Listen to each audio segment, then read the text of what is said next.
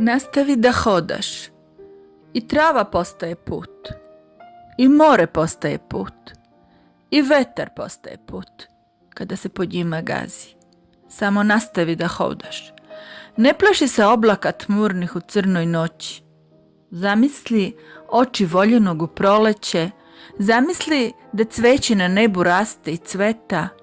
Zamisli laste svile gnezda u snegu i preživele. I strah će proći. Nastavi da hodaš. Ne plaši se ako vetar ima žestinu uragana. To sudbina proverava izdržljivost tvojih cipela. Ne plaši se da ćeš zalutati. Hodaj i ne okreći se. Pomisli da bez vetra nema ni jedrenja. I strah će proći. Nastavi da hodaš. Neka te ne plaše koraci koje čuješ. Možda te ne jure, možda su ti u susret pošli.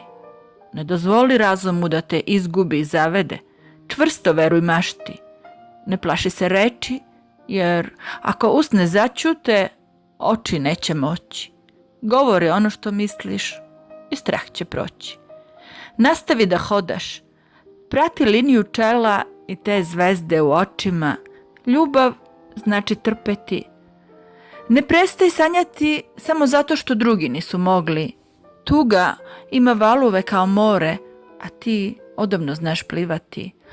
Utešno je što postoje i oni koji pate i od previše sreće.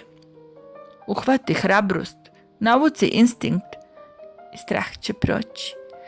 Nastavi da hodaš. Ako padneš, podigni se, izliži rane i ne osvrći se. Ne gube oni koji su pali, već oni koji ostaju da leže. Život je borba, duša ti jedino oružje. Nastavi da hodaš, ne odriči se snova. I trava postaje put, i more postaje put, i vetar postaje put kada se po njima gazi. Ne plaši se zidova i brana.